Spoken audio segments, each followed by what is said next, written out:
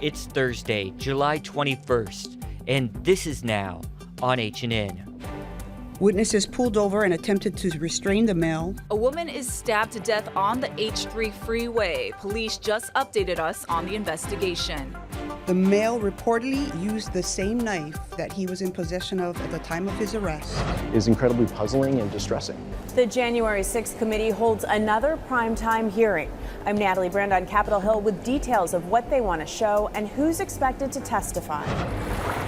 It's time for their monthly invasion. New at noon, we're learning a lot more about box jellyfish and why they target Waikiki. Venom by Josh Tatopi.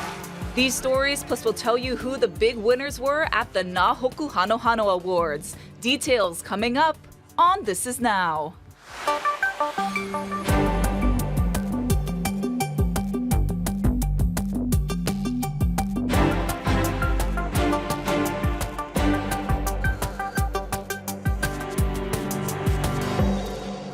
Good afternoon. Thank you for watching This Is Now. We have got a lot of news to get to today here in the H&N Digital Center. We're starting with this. HPD has opened a murder investigation after a woman was killed last night on the H-3 Freeway. Officials say the suspect, who is active military, allegedly stabbed his wife to death, and he remains in custody today. Casey Lund has new details from police. Aloha from HPD headquarters, where command staff briefed the media around 9 o'clock earlier this morning. Here's what we know about the scene and how it unfolded. It started around 6:20. That's when witnesses say they saw a man standing over a woman, repeatedly stabbing her. Again, this all unfolded on the H3, the elevated highway near the Mokapu Saddle Road off-ramp. This is what command staff with the Honolulu Police Department had to say about the incident this morning. Based on the investigation thus far, it has been determined that the victim and the male were married and have recently been going through marital problems. At the time of the incident, they were arguing before he stabbed her multiple times that caused her fatal injuries.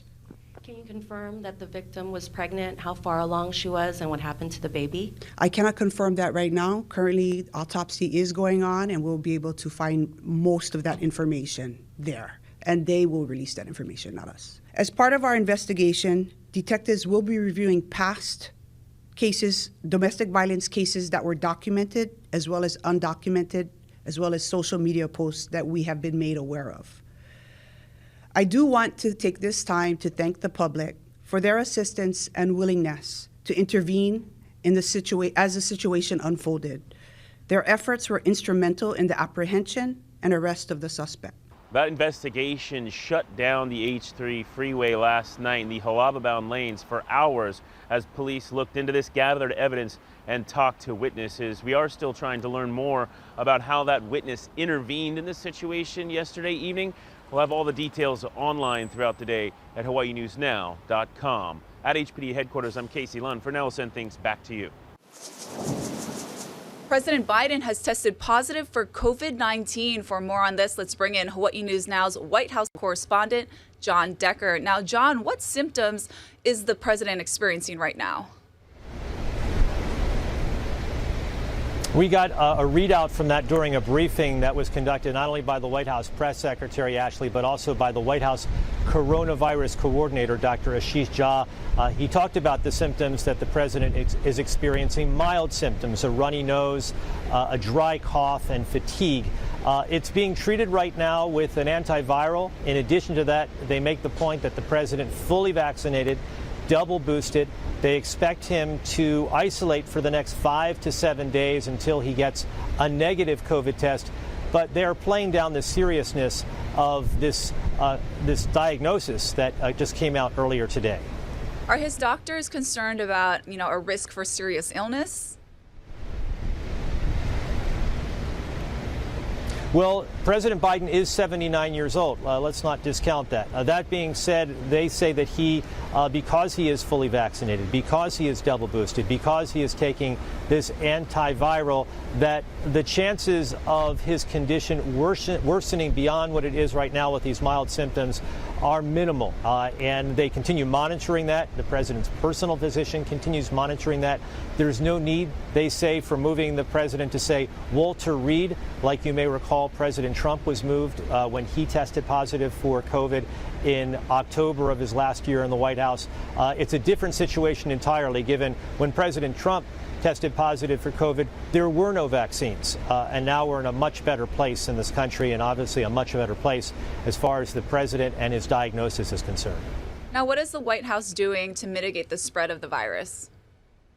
Well, the White House is doing what it always does. They make certain that its staffers wear masks during meetings. That's number one. And certainly when they come in close proximity to the president or the vice president. The vice president, by the way, and the first lady have both tested negative for COVID. And beyond that, if indeed anybody within the White House came in close contact with the president in the past 48 hours, there is contact tracing going on to make certain that those individuals get a COVID test as soon as possible. All right, Hawaii News Now's White House correspondent John Decker. Thanks for being with us, John. More developing news out of D.C. The House January 6th committee is holding another primetime hearing tonight. Natalie Brand joins us now with more on what to expect. Ahead of tonight's hearing, Select Committee member Adam Kinzinger tweeted a preview, video depositions of White House staffers who were with former President Trump on January 6th. He was always in the dining room. It's my understanding he was watching television. Was the violence capital visible on the screen on the television?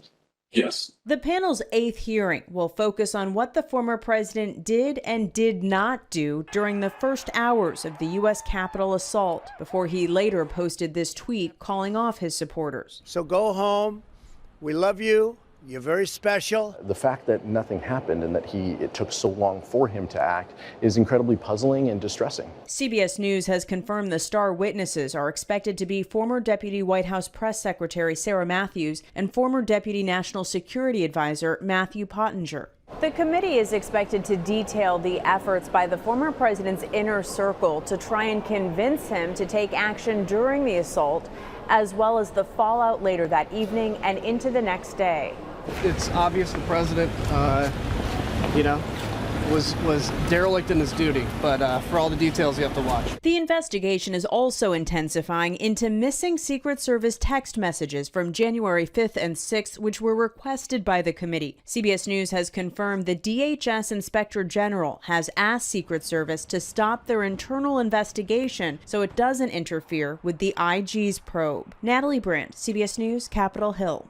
A programming note to pass along for tonight, our H&N Super Debate begins at 6:30 on KGMB and K5, and of course on HawaiiNewsNow.com. It's going to feature the leading candidates for governor and lieutenant governor. Again, it starts at 6:30 tonight. New at noon, U.S. officials say what appears to be a Fabergé egg was discovered on a Russian oligarch's yacht seized in Fiji. You'll recall the yacht, the Amadea, stopped at Honolulu Harbor last month on its way to San Diego. The jeweled eggs were created by the House of Fabergé in St. Petersburg between the late 19th century and the early 20th century. If this egg is authentic, it would be one of the few remaining in the world, but experts are skeptical if it's the real deal. The likelihood that it's real is pretty small, I think, probably. That's to say, there were 50 of these eggs made, and they are fabulous. These wonderful examples of creativity, of luxury as well. These links to the decadent Romanovs and their court. But there are only 50 of them, and we know where 43 of them are. I don't think it's likely to be one of those 43. So then we're down to the 7 missing ones that have been basically missing since the revolution. The U.S. Treasury Department says the U.S. and its allies have seized billions of dollars in sanctioned Russian assets since March. The initiatives were launched in response to Russia's invasion of Ukraine to drain Russia of resources used to sustain its war effort. The yacht the egg was found on is worth $300 million. Park rangers say the famous Hole Sea Arch on the island of Hawaii is in danger of collapsing. The Hawaii Volcanoes National Park says last weekend's historic swell knocked a big chunk off the 90-foot column going into the ocean of that historic Hole Sea Arch. You can see clearly here the before and after shots. The arch is said to be about 550 years old. The park says there's a safe viewing area if you want to see this near the end of Chain of Craters Road. The Board of Water Supply says repairs to Kamehameha Highway in Kahana are finished early and one lane has reopened. Traffic is still being counterflowed, so expect delays. BWS says it's still working to fully fix the 30-inch main break that damaged the road, and residents from Waimanalo to Ka'aava are still asked to conserve water. They've been called one of the biggest threats to beachgoers here in Hawaii. And now there's new research that's given us new insight into box jellyfish. This species that we have in Hawaii is called Alatina alata. There was a full moon last Wednesday, which means Hawaii's monthly box jellyfish invasion is upon us. Well, you really can't see them. They're essentially invisible. A recent UH study based on more than a decade of research has helped answer long-standing questions about where Hawaii's species of box jellyfish come from and their unique relationship with the lunar cycle. Well, it isn't just Waikiki. The lee shores of all the Hawaiian islands have their own cohorts of box jellyfish. So the jellies take a one-way trip to the beach from deeper environments to spawn and die around 8 to 12 days after the full moon and just before the new moon. It's an especially dark period of the lunar phase. This is a really complex network in terms of who eats who and the balance of power. Box jellyfish are a normal participant in the food web, but the highest number of them in Hawaii are found in the population off Oahu's most famous beach, Waikiki. This watershed, if you will, is the most degraded marine ecosystem in our state. If you change the balance of power, deplete turtles, deplete reef fishing, the grazing fishes, etc., you basically jack up the jellies. There are also other human-related influences like runoff, fertilizer, and offshore artificial reefs that may aid in the increasing numbers of the species. The researchers now think that the Waikiki jellies are on the leeward side of the Diamond Head crater for the rest of the lunar cycle. They're benefiting from the shelter and food provided by a persistent eddy in this area that was studied. If you could see an underwater Ziploc bag, that's about how hard it is to see the box jellyfish. And of course, the monthly invasion of jellies into the crowded Waikiki coastline means stings are bound to happen. These are formidable animals and the most serious stinger of all the marine stingers. So experts say 10 days after the full moon is usually when we see the most jellyfish reaching our shorelines, especially in the morning. To read more about this brand new study and to also learn what to do in case you get stung, just head to your H&N digital platforms. We have a great story written up for you there. Across the country, the heat is showing no mercy. There are warnings from the south to the northeast, and in Texas, the heat has been unrelenting for nearly a month. That's where we find Jay Gray. And look, 250 million Americans right now dealing with temperatures that are 90 above, including here in North Texas. We're in Plano, Texas, just north of Dallas. We'll get close to 100 today. It may be 99, it may be 101, but here in North Texas, we've seen 25 days of 100 degrees or more, 7 of those 105 or more, and 3 of those 105 plus days this week. So we've really seen extreme temperatures this week in Texas. 90% of the state continues to be under drought conditions and restrictions. We've had more than 20 wildfires just in the North Texas area alone. ERCOT, the company that runs the power grid for the state of Texas, says that they've managed to withstand it all to this point, but they're still very concerned and urging people to really conserve energy when and where they can. They've already broken the daily usage record 10 times this year, And remember, we're not in what is typically the hottest time of year here in Texas. August is the hottest month of the year, so a lot of people here very worried about what's to come. That's the latest here in Plano. I'm Jay Gray. Back to you now. Thank you, Jay Gray, and I hope he gets to jump in there. I know. Right? Looks Need some refreshing. relief there, Jay Gray. And speaking of relief, some folks in Norfolk, Virginia are getting some relief right there along the coastline right now on the East Coast. Just looked up the temp. It's 90 degrees there even, so you definitely want to jump into the ocean if you were there in those 90-degree temps. Like he said, 250 million Americans are dealing with today. Yikes. Luckily, nothing like that here. So let's get an update on our best weather on the planet, stealing the catchphrase from our good friend, Guy Hockey.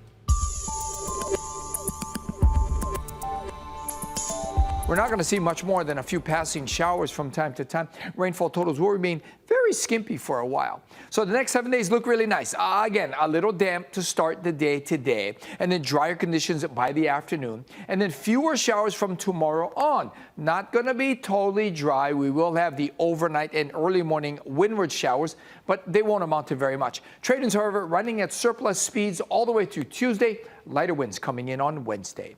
The 45th annual Na Hoku Hanohano Awards were held last night. Billy V has a wrap-up of the show.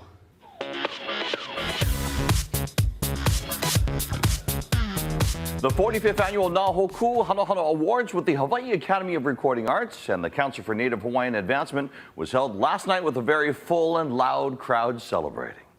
The 2022 Na Hoku Hanohano Award Album of the Year is Native Lands by Kula Iwi. Kavika Kahiapo, Sean Pimentel, Lehua Kalima producers. No other words. Such an honor to be amongst all of my idols, all the people I respect so much. All these years, still going. As Brother Walter would say, Hona now, we not pow. It's a good one. That was the sentiment as Hawaii's biggest music night was back in force after 2 years of doing things virtually with no audience. The first-time group Kulaiwi consists of Sean Pimentel, Kavika Kayapo, and Lehua Kalima.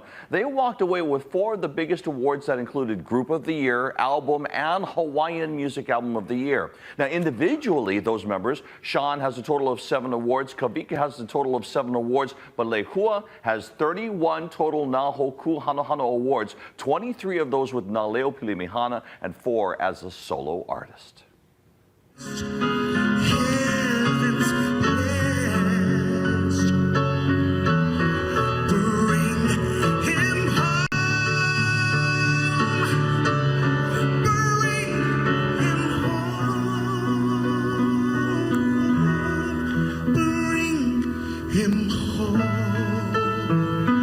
Among the winners last night, although winning 3 Grammys, the dream has always been Male Vocalist of the Year at the Hoku Awards. Those were the words of Kalani Pe'a last night as he picked up the elusive trophy plus Song of the Year. He now has a total of 4 Hoku Awards on his shelf at home. The crowd roared as Paula Funga took the stage to accept her Female Vocalist of the Year award. Paula performed during the broadcast and also took home Contemporary Album of the Year. Rain on Sunday was her second full album, and it was recorded on Jack Johnson's label. Crossing Rain performed during the awards and took home the Favorite Entertainer of the Year award, which is the only one voted on by the public. Other big winners included 4 awards for Josh Tatofi, Most Promising Artist with Valea, a celebration of 25 years for John Cruz since Island Style was released, and Ho'ai Kane, their very first Hoku Award in the reggae category as that group celebrates some 40 years in the business. A special shout out to Kimo Kahawano, the only surviving member of the founders of the Na Hoku Hanohano Awards, which includes Skylark Rossetti and Crash Kealoha. He was celebrated last night, Kimo. And if you want to take a look at all of the winners, the full list is on our website right now at hawaiinewsnow.com. Congratulations to all of the nominees and winners last night. Man, I hope Billy B's getting a nap. I know. I can smell the lay from here. Oh my gosh. He's still looking great, sharp in that suit after a very, very long night there in Waikiki.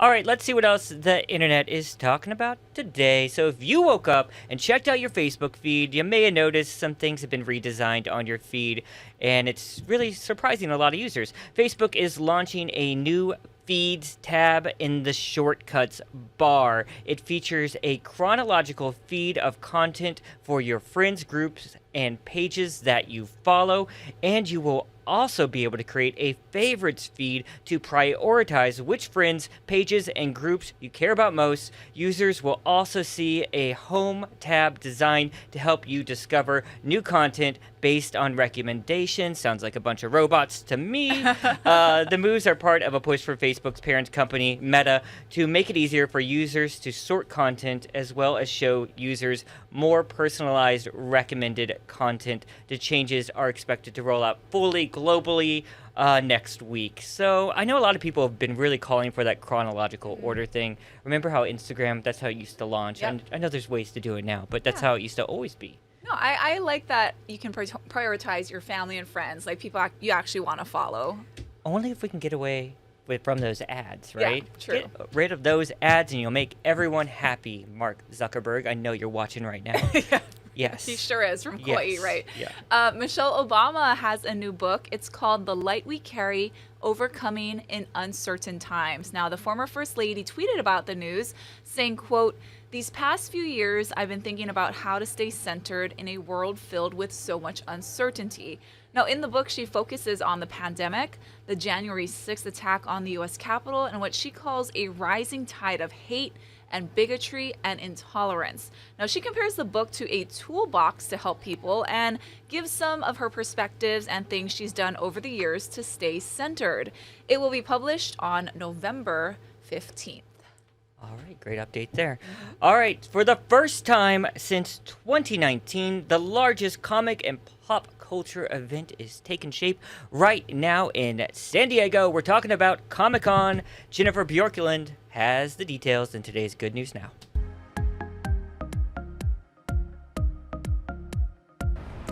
Most of the fans here bought their tickets in 2019 for Comic-Con 2020, which didn't happen. So they've been rolling them over ever since. So technically, this event was sold out 3 years ago. And there's nothing like just being here. The preview when they opened the doors for the fans was a stampede, and being here is such a nice departure from the last few years where fans met online, the screens and headsets replacing all of this. But being here in person lets fans discover new things they may not run into online, to see old friends and make new ones who share a common nerdiness. 135,000 people bringing their business to San Diego is also a very welcome thing. In 2019, Comic-Con brought $150 million to the local economy. And believe it or not, this city is very happy to see everyone. So the big headline out of Comic-Con is that it's back. I'm sure we'll have celebrity sightings and superheroes, but for now, just the fact that the show goes on is the big story. I'm Jennifer Bjorklund in San Diego. Now back to you. Jennifer, where's your costume? I know, not really even like a headband or something. Well, it is National Junk Food Day, so grab some chips, chocolate, maybe some cake, because these are foods that are typically high in fat, sugar, salt, and calories, the best stuff. Now, they became a staple of the American life after World War II when the popularity of pre-packaged foods grew, though the term junk food wasn't coined until the 70s. Oh, man. I want some Sour Patch Kids right now. I'm more like chips and chocolate. Yeah, I love the salty and sweet, so I'm both sides of that argument, my friend. And let's hit up that vending machine upstairs in just a few seconds, because we are done with This Is Now on this Thursday. Oh, so close to your Aloha Friday, you guys. It's right around the corner. Ashley's back first at 4 on KHNL alongside Mark Carpenter. Don't forget, hey, we're podcasting here all the time. Search Hawaii News Now wherever you find those podcasts. Have a good one. See ya.